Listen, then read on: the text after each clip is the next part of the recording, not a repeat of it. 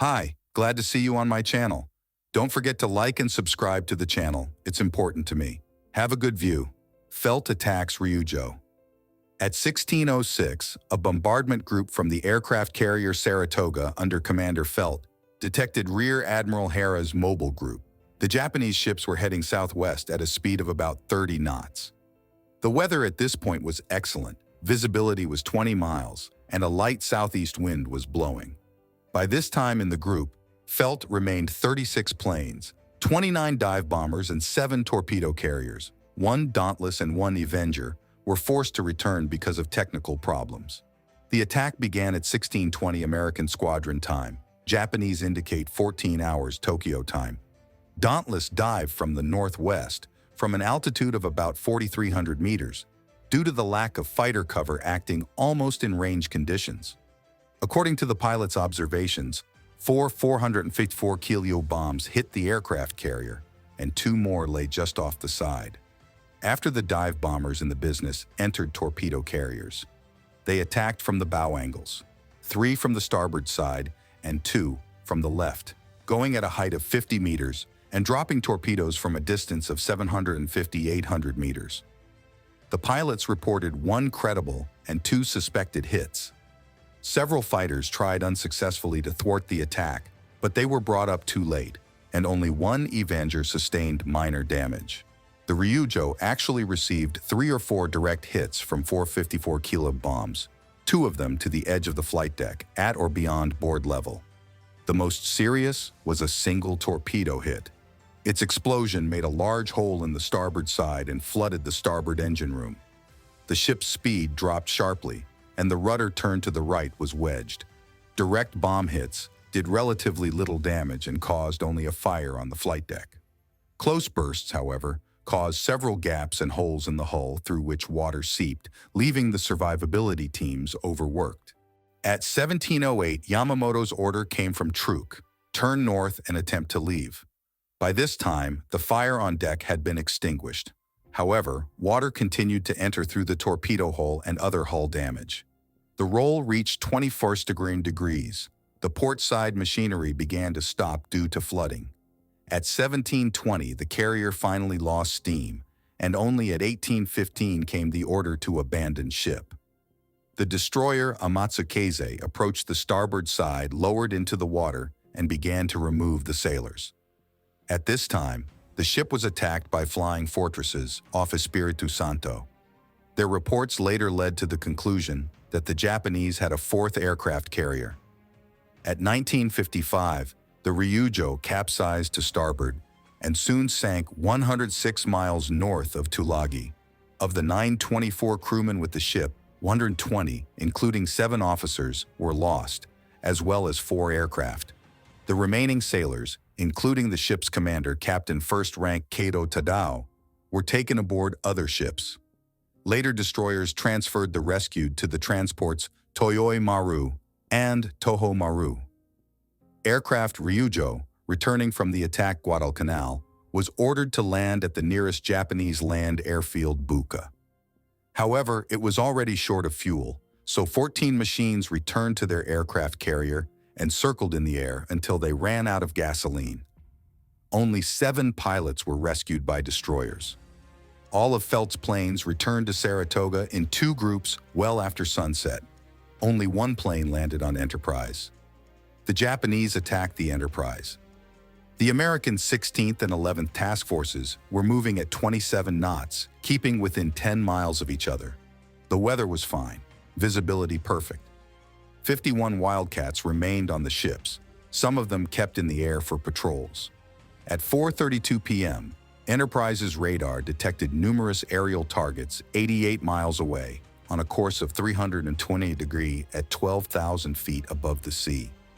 Although contact was soon lost, both carriers turned southeast into the wind and began lifting planes. A total of 53 fighters were in the air by 16:55. At 4:55 p.m., one of the fighters sent forward reported seeing numerous enemy planes 25 miles from the carriers. 4 minutes after the sighting, the mass of Japanese planes scattered into several groups coming in to attack from different directions. Once again, American pilots engaged in lively conversations in the air, because of which the control of fighters was disturbed. Therefore, the Japanese fighters were able to pull most of the air cover, and the main obstacle for the bombers was a powerful anti-aircraft fire from American ships. In addition, the Japanese attacked from the sun, and at close range, American radar lost the enemy. The Enterprise, traveling ahead on a 90-degree course, was attacked at 17:11 by 3 groups of planes. The interval between attacks was 20 to 30 seconds. Simultaneously, several Japanese planes attacked the battleship North Carolina, which was following it. Val dived from a height of about 3,700 meters at an angle of 65-70 degrees at an interval of 6 to 7 seconds. The bombs were dropped at an altitude of about 400 meters, after which the plane skipped lower and came out of the dive almost at the water. At this point, they were extremely vulnerable to 20 and 28 mm anti-aircraft guns, both the aircraft carrier and accompanying ships, and primarily the battleship. At 17:15, the first bomb fell into the water at the very stern of the ship, close to the port side, and exploded under the flight deck overhang. The explosion blew the deck up about a foot. The steel plates split apart, and the wooden planking shattered. The demagnetization cables running here were severed 30 feet away. The side plating was crushed. The third and fourth decks were slightly deformed, and the gun crews were doused with water. A few seconds later, a second large-caliber bomb hit the ship. The damage was much worse. The bomb hit the right front corner of the aft aircraft hoist number 3, penetrated 2 decks and exploded on the third, 13 meters below the flight deck. The explosion destroyed several interior rooms. Shrapnel penetrated the topside in many places, ruptured gasoline lines, destroyed one of the fire line risers and a section of the damage control system, and damaged electrical wiring, which subsequently led to the failure of the starboard steering machine.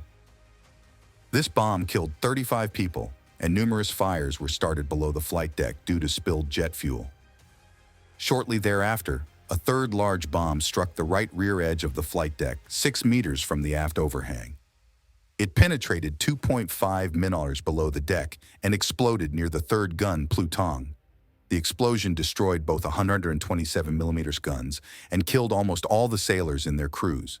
38 men died, and a fire broke out among the shells that had already been fed overhead. A fourth bomb hit the flight deck just behind the island superstructure. Apparently, it was of a smaller caliber than the previous ones and exploded right on the deck, only damaging the central aircraft hoist.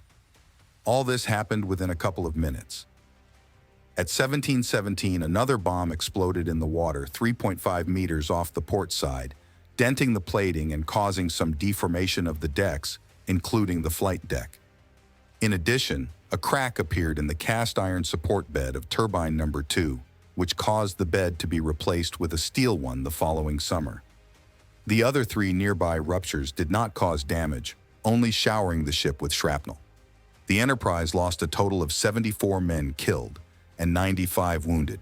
4 more died later. It was on fire, but the hull below the waterline was not damaged. North Carolina had no hits. All bombs missed her. On the destroyer, Grayson machine gun fire from the Japanese plane coming out of the attack was wounded several gunners. The Americans were confident that they had shot down about 60 Japanese planes during the battle.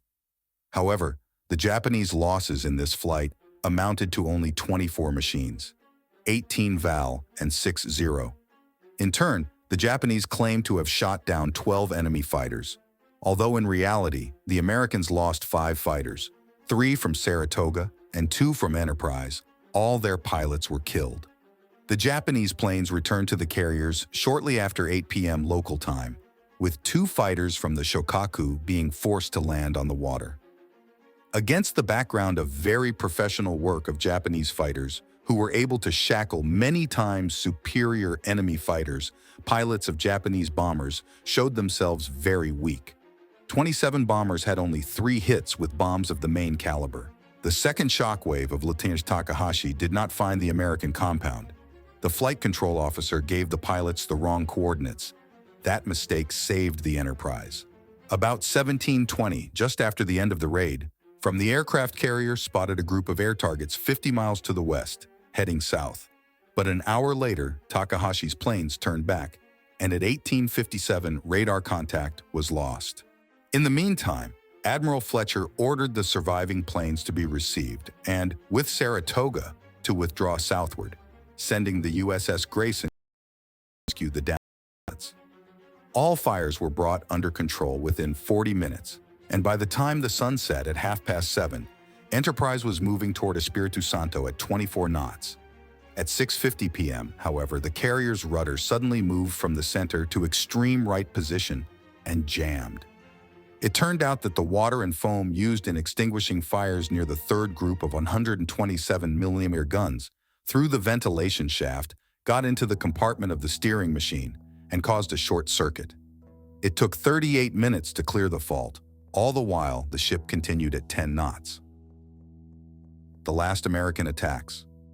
While the Saratoga Air Group attacked Ryujo, the Enterprise kept a small strike group of 25 vehicles that were not used to search for enemy ships: 11 Dauntless, 6 Avengers, and 7 Wildcats. It was originally supposed to be sent against the Ryujo, but then Fletcher decided that the planes would not be able to return before dark. However, after a large group of enemy planes appeared on radar, it was decided to get everything that could fly off the decks into the air. The last planes from the Enterprise took off at 17:08, just 3 minutes before the enemy attack. All but the fighters were ordered to attack the Ryujo and then land on Guadalcanal if the pilots found it more convenient than returning to the carrier. In anticipation of the enemy attack, Saratoga also released her remaining 8 aircraft, 5 torpedo carriers, and 3 dive bombers. Already in the air, both groups were ordered to attack the Japanese compound, detected by aerial reconnaissance as early as 3 p.m. Fletcher received a message about it with a strong delay. The Enterprise group did not hear this order, and only Saratoga planes carried it out. At 18:05, they located the support group and attacked it, reporting 1 torpedo hit on a heavy cruiser, with 2 Avengers being hit by anti-aircraft fire. In reality, none of Vice Admiral Kondo's ships were damaged. However, at 18:15, 10 miles west of them, 2 dive bombers attacked the seaplane carrier Taitos, identified as a battleship of the Mutsu type. The pilots reported 1 direct and 1 close hit. In fact, 1 bomb landed close to its port side, causing the sheets of plating to split and flooding the left engine room. The air transport had a roll of 7 degreeing, the shrapnel caused a fire, and the 3 damaged seaplanes had to be jettisoned overboard. The destroyer Minagumo towed the Titos to truck. The planes from Enterprise did not find the enemy and returned to the carriers, with 1 Avenger crash landing on the damaged Enterprise and 4 landing on Saratoga around 2200 hours. Most of the Dauntlesses landed at Guadalcanal after dark and operated from there for the next few weeks. By the morning of October 25th, Fletcher's formation had moved south to refuel from tankers, and the Wasp returned to the area southeast of Guadalcanal to replace it. The Japanese still wanted a fight. Kondo's support formation moved southward until midnight, hoping to find the enemy and impose a night battle on him. By midnight, it had almost reached the spot where the Enterprise had been damaged in the evening, but then turned back. Nagumo turned his aircraft carriers back even earlier, around 2200 hours. The sinking of the Kinryu Maru and the termination of the operation. Nevertheless, Rear Admiral Tanaka's escort force with transports was still moving toward Guadalcanal. For some reason, it was going very slowly, at a speed of only 9 knots. In the evening, Tanaka sent destroyers Kagero, Isokazi, Kawakazi, and Yayoi forward to bombard the airfield Henderson Field. The shelling began around 2 a.m. on August 25th and lasted about an hour. In addition, the airfield was attacked by seaplanes armed with small bombs lifted from Mikawa's heavy cruisers. The night of August 25th was clear and moonlit, so as early as 2:25 an American flying boat detected the convoy. At dawn from the airfield, Henderson Field to attack it, rose 12 Dauntless. At 8:35 they discovered Tanaka's compound about 125 miles north of Guadalcanal. The first to be attacked was the Jinzu. The attack was conducted by 3 planes and was unexpected, as Japanese observers mistook them for their own. Only one 454 kilo bomb hit the cruiser, but very successfully. in the bow between the first and second guns. As a result, the radio room was destroyed, and Tanaka lost the ability to communicate with his ships. The ship started a fire and had to flood the bow cellars, but the propulsion system was not damaged, and the fire was soon extinguished. Shortly thereafter, a new group of 5 enemy dive bombers appeared over the convoy, attacking the largest transport, Kinryu Maru, which was in the middle of the line. The ship received 1 bomb hit and lost power. It burst into flames, and ammunition boxes began to burst on the deck. Tanaka ordered destroyers Yayoi and Mutsuki, together with patrol vessels PB-1 and PB-2 to help Kinryu Maru, and the other 2 transports, Boston Maru and Taifuku Maru, to withdraw under the cover of destroyers Kawakaze and Umikaze and patrol vessels PB-34 and PB-35. Mutsuki approached the sinking transport and began removing men from it. However, at 10:15, a group of flying fortresses, sent from Espiritu Santo to attack the Japanese carriers, appeared over the convoy. This time, the heavy bombers succeeded. A 227-kilo bomb hit the stationary destroyer in the engine room, depriving it of power.